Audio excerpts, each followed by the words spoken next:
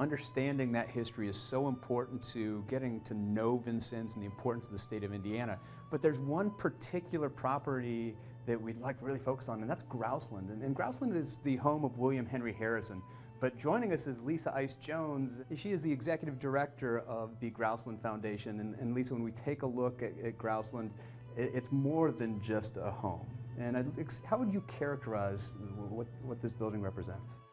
Okay, this building is a representation of a personal investment by William Henry Harrison when he came here, appointed by President John Adams to be the governor of the newly aligned Indiana Territory. He was 27 years of age when he came to Vincennes, which is quite inspirational.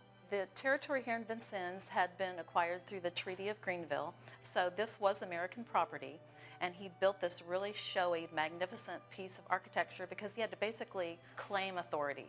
The Americans were new to the territory, so he had to come here and make the presence of the American government known.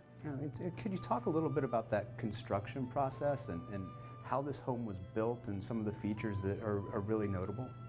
I like to point out that Harrison made the personal investment here in the territory. I think it's a sense of community pride for the people here that even over 200 years ago someone saw a reason to make an investment here, spent $20,000 of his own money, but he incorporated in the structure 400,000 bricks locally made here, craftsmen trained here on site.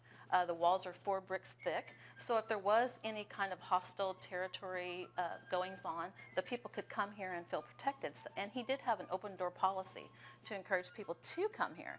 And so we say here at Grouseland that we're the birthplace of Hoosier hospitality. We tell people that Harrison was given 2 important jobs to do when he came here to the territory: to attract as many settlers here as he possibly could and obtain as much land for the American government as he could. And he did both of those jobs very well. And so much of what William Henry Harrison was able to do here at Grouseland in the territory served as a springboard for his ability to run for president. As you take a look at William Henry Harrison's tenure, limited tenure as president, some people might dismiss him, but as you've highlighted, there's a much deeper history that has value we need to remember him for. Right. When visitors come here, we ask them, what do you know about William Henry Harrison? And commonly they say, we know he had the shortest time in office, we know he gave the longest inaugural address, we know he was the first president that died in office, but most people don't realize all of the things that he did some 30 years before, and with the skill set that was required to do all of those kinds of things. You know, we know that he has detractors. We know the Native American side of the story and their supporters isn't as generous to Harrison's reputation, but we feel like here, because he had a large family, because he had a 45-year marriage, because he tried to do things for the common person, because he had that Virginia noblesse oblige mentality of always wanting to serve, we feel like there are some good character references about the man. Lisa, thank you so much for the opportunity to talk about Grouseland and William Henry Harrison. You're welcome. Thanks for coming to Grouseland.